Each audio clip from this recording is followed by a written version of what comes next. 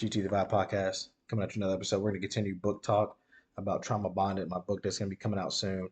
Um, like I was saying, focus on the victim, right? Focus on the pain, that the anger, right? Like I wouldn't say I hated the individual. I wouldn't say I hated him.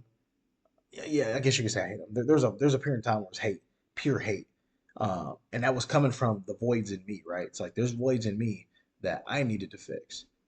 Therapy was huge. My therapist was huge, and helping me understand, traumas from my childhood that would help me be able to overcome my cup having holes in it, never being able to be filled. And I think that was one of the hardest things for me to realize is that, you know, I want to pour into my people, my loved ones, family, friends. I want to pour into them, but I can't. I can't give them what they need because I don't have what I need, right? And one thing I learned in law enforcement is crazy. We were talking about, we do these scenarios sometime, and we talk about the order of life. Like, who do you tend to first? All things equal, you got two people shot, one person shot somebody, and then you shot that person, yada yada yada. And we talk about priority of life. What's the order and priority of life here? And one thing I realized through that is that if you're out the fight, you can't help anybody, right? And so in your mental and physical battles that you have daily in life, if you're out of the fight, you can't help nobody. How can you pour into somebody else's cup when your cup is leaking, right? How can you pour anything over? Because a lot of times, what people just want to pour, pour, pour. And I think the mindset, the biblical mindset that I've heard from Christians is they think you give from your last. I'm like, no, you give the best that you have, right? The best that you have when you're full.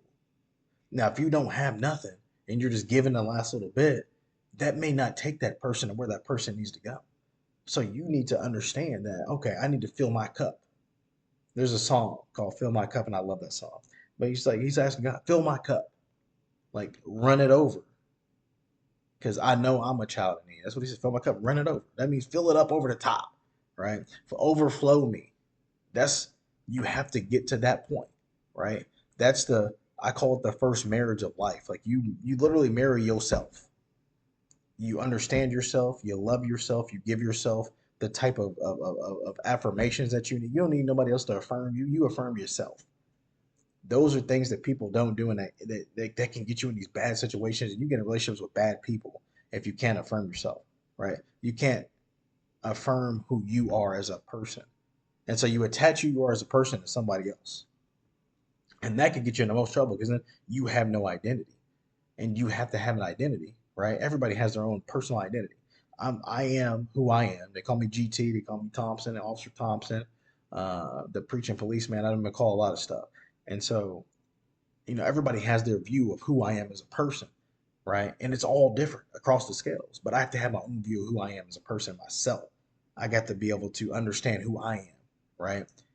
That's the goal. That's the piece that matters. Is that you have the mindset of this is exactly who I am. This is who I'm going to be, and you're strong and you stand in that. Can't nobody knock you off again.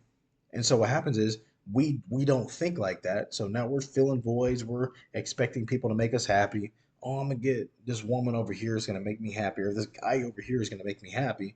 When at the end of the day, that happiness is only temporary when it comes from somebody else, right? My mom always told me that. She always, man, you should always tell you. She told me two things. Two things I'm gonna give you parts of wisdom on you guys today. One, she told me that you never know until you know. So you don't know what anybody's capable of. You don't know what anybody's about until they show you, till you know. And now all of a sudden you know, and it's too late to try to turn around and figure things out because you weren't paying attention the whole time. My mom was always like, pay attention. Oh, pay attention. Gary, pay attention. You need to be paying attention. And I'm listening to my mom. I'm like, man, I feel like I'm paying attention. But was I really paying attention? That's the question. And then she'd always tell me, that if you are trying to fill somebody else's cup, do it with dignity, honor, respect, and love. Not expecting something back, never expecting something back. Because at the end of the day, when I give time to my friends, when I help them out, where it can be financial. If they need something financially and I got it, it's yours. Like no questions asked. And I had homies hit me up, hey man, I'm short, yada yada yada. I'm like, hey, it's yours. They're like, I'll pay you back. No, if I got it, it's yours. And I got homeboys that did the same thing for me in times of struggle too, right? That's the mindset. Like these are people that you want to have around you because these people, they're not here to get anything from you, right? They are here to build with you. And if you don't have that in your personal relationship with your significant other, that they're not trying to build with you, right? Then they're building against you, and you have to see that. And that's something that I learned over time, and that I've learned from my experience and my experiences.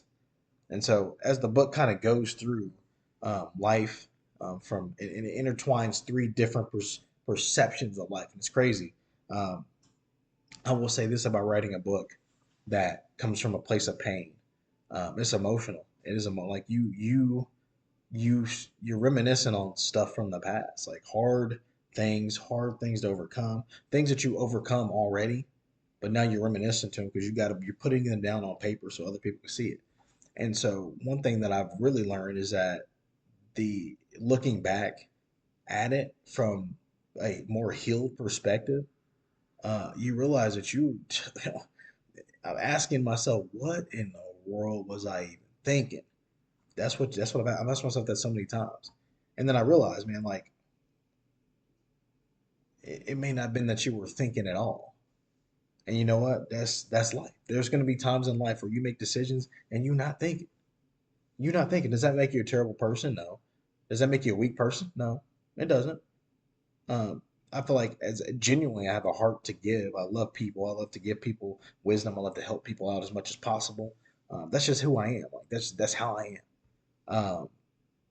And so when I was looking back at at my changes over time in the relationship, um, man, I was almost unrecognizable.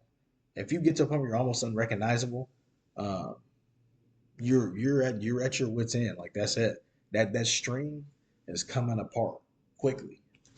And so what happens in these type of trauma bonds when you get bonded to somebody that doesn't have your best interest at hand, um, and then you finally have to get out and you have to turn away and go the other way. You can't even look back because pain, the pain from this type of stuff, man, like you question yourself. Like you don't even really question them, to be honest with you. You'd be mad at yourself. And I think a lot of people can relate to that. Like you're angry with what your decision was. You're angry with why you were there. You're trying to figure out why did I think so lowly of myself to put myself in that position in the first place, right? And then you realize that you got to work on you. And I think that's the biggest takeaway that I got from the experience, and I hope that's the biggest takeaway that people get from the book when it comes out when they read it is focus on making yourself better. Focus on making sure that you affirm yourself. Focus on making sure that you understand yourself and your purpose, right? Because if you have no purpose, you're just wandering aimlessly in the wilderness. I was about to say that word. Sorry. You're wandering aimlessly in the wilderness. And so if you're wandering aimlessly in the wilderness, you're not gonna never go nowhere. You're going to just be stuck in the wilderness all the time. You'll never find your way, right? Have direction in life and have a place where you're trying to go, right? I'm trying to get to this point here. This is what I'm trying to do, right? You have to have that in order for you to be able to succeed. And remember, fill your cup up first, and then you can help fill other people's cups up. And the last thing, last but not least, before I get out of here, um, reach out to your friends, right? The people that got you, because people be knowing. People, you'd be surprised what your friend like.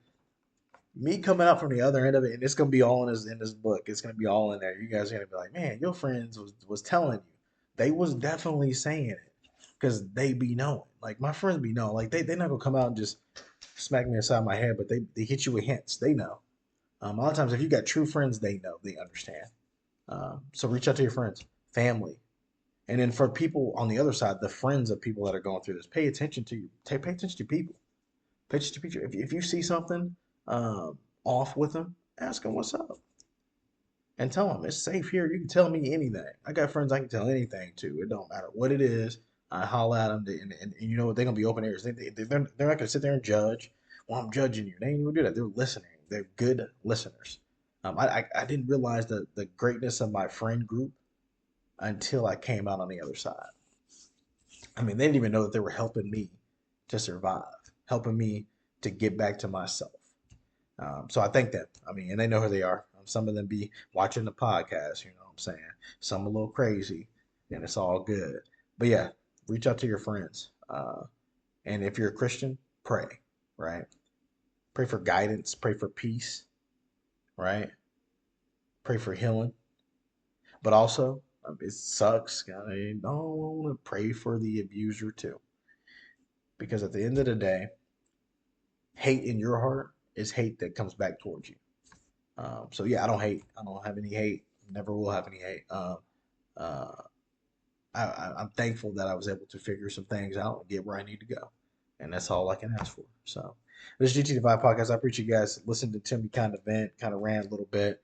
The book, the plan is to come out mid to late summer. It's called Trauma Bonded.